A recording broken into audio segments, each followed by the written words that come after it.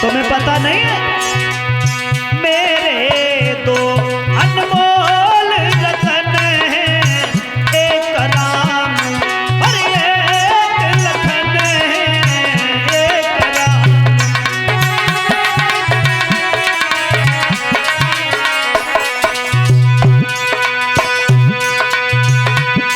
अरे नैया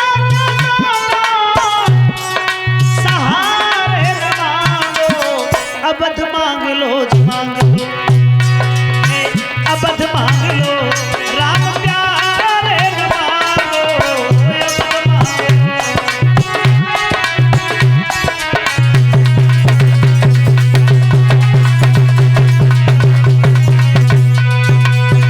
जवाब दिया है अयोध्या का राज मांग लो, चाहे प्राण मांग लो, लेकिन राम लक्ष्मण को हमसे अलग न करो, क्योंकि यही हमारे प्राण हैं, इनके अलावा हम जिंदा नहीं रह सकते। और ये बात जब सुनी तो उसी समय वशिष्ठ ने समझाया है तुम्हारे बच्चों का जन्म ही परोपकार के लिए हुआ है और हमेशा के लिए थोड़ा ही ले जा रहे हैं, इनका यज्ञ हो जाएगा, फिर ये तुम्हारे बच्चों को तुम्हारे घर पे भेज देंगे।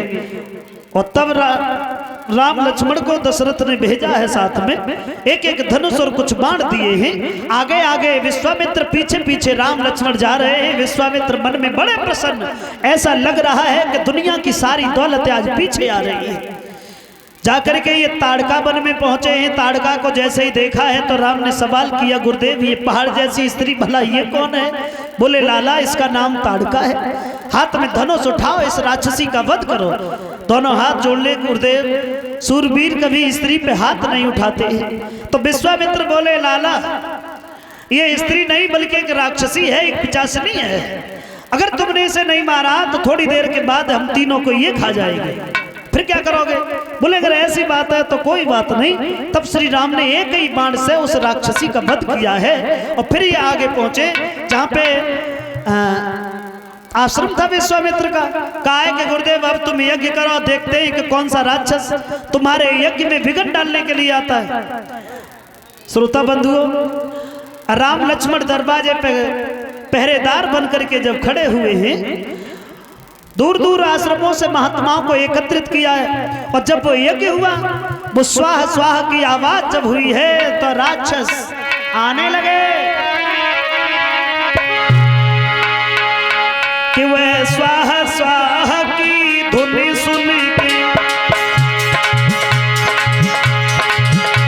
वह स्वाहा स्वाहा की धुन सुन के, अरे राक्षस सभी उमड़ आए।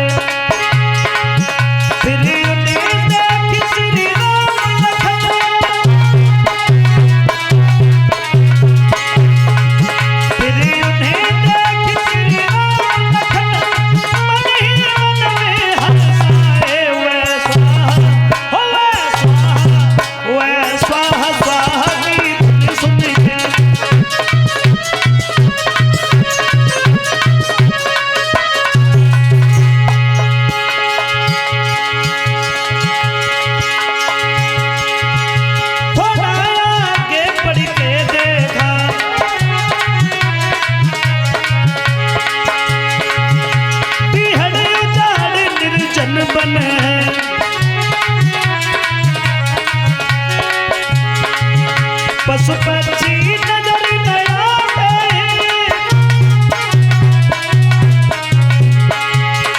ओ पशु पक्षी नजर न आते, सावन भी बड़ा भयानक है। थोड़ा आया, ओ थोड़ा आया, ओ थोड़ा आया, आगे बढ़ के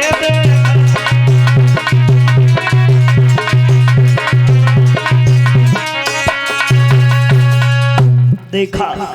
क्या देखा? स्वाहा स्वाहा की आवाज जब हुई है, राक्षस आने लगे।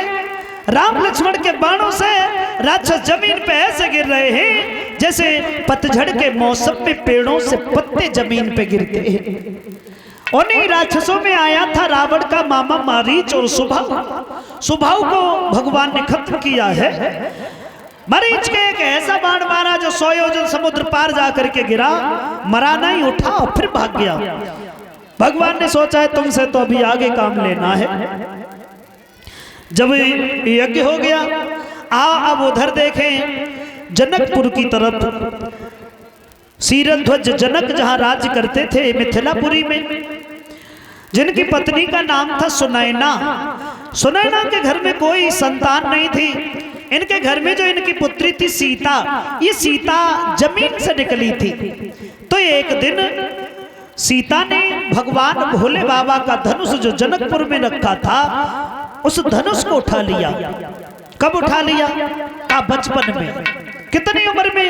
तब सीता की उम्र 5 साल 5 महीना 7 दिन की थी। तब सीता ने धनुष उठाया। महाराज जनक ने जैसे ही देखा है कि हमारी बेटी ने धनुष उठा लिया, तो कोई बात नहीं, अब हम अपनी बेटी की शादी नहीं बल्कि उसका स्वयंवर करेंगे। बेटी की शादी उसके साथ में करेंगे जो धनुष को उठा करके तोड़ देगा। धीरे धीरे धीरे धीरे यही विचार करने के बाद महाराज जनक ने इधर उधर के लिए पत्र भिजवाए। पत्र में उस खत में एक ही बात लिखी। क्या लिखा?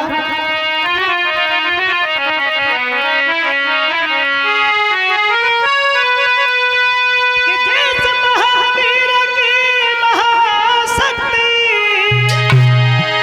जो धनवा तोड़ी गिराएगी, फिर उसी वीर को निर्विवाद जानकी विवाही जाएगी।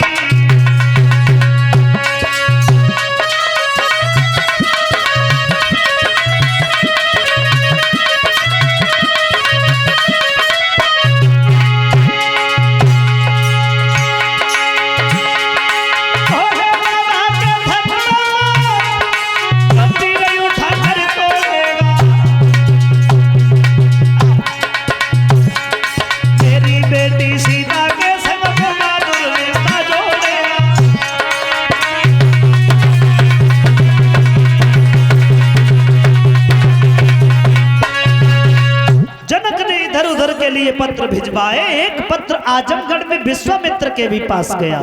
क्यों गया? इसलिए नहीं गया कि विश्वामित्र आए धनुष तोड़े सीता से शादी करें, इसलिए नहीं, इसलिए गया क्योंकि जनक को अपना गुरु मानते थे, गुरु थे नहीं।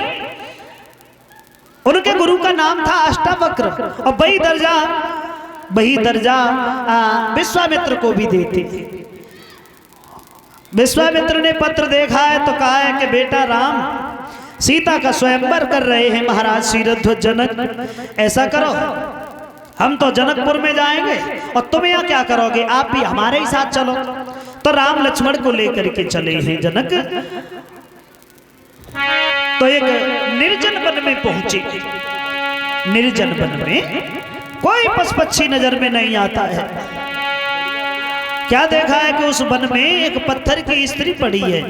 उस स्त्री को देख करके राम ने सवाल किया, गुरुदेव ये कौन है? भला ये पत्थर की स्त्री कौन है?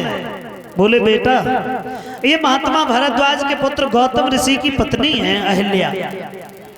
पर ये पत्थर कैसे बन गई? जवाब दिया है इनका कोई दोष नहीं था। ये अहिल्या देखने में बहुत सुंदर थी। कितनी सुंदर? बोले बहुत सुंदर। कितनी?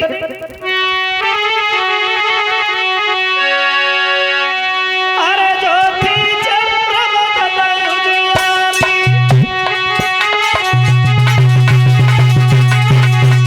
अहिल्या,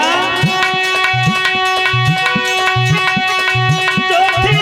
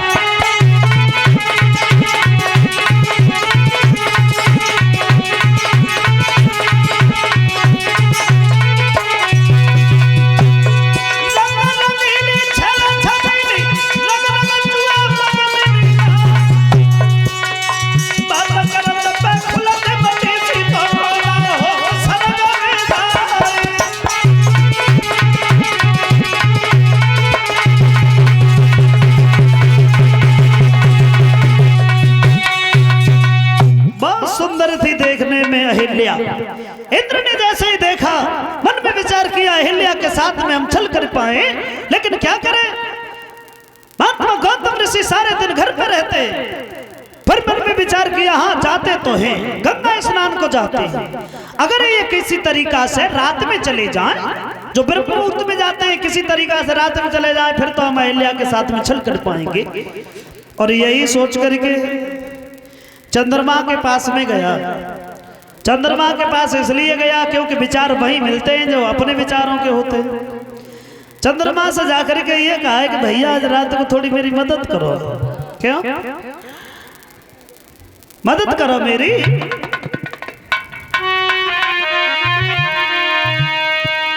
आज रात को कि तुम मुर्गा बन जाना,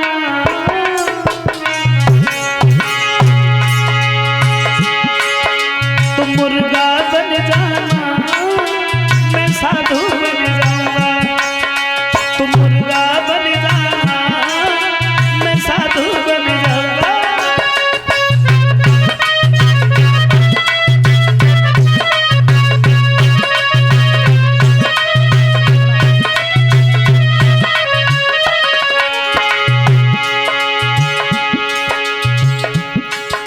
किसने कही? इंद्र ने चंद्रमा से, तुम रात चले तुम रात चले आवाज लगा देना, मैं घर में घुस जाऊंगा, तुम द्वारे पे रहना। गौतम को बहकाना, मैं छल कर लाऊंगा, मैं साधु बन जाऊंगा। तुम मुर्गा बन जाना, मैं साधु बन जाऊंगा।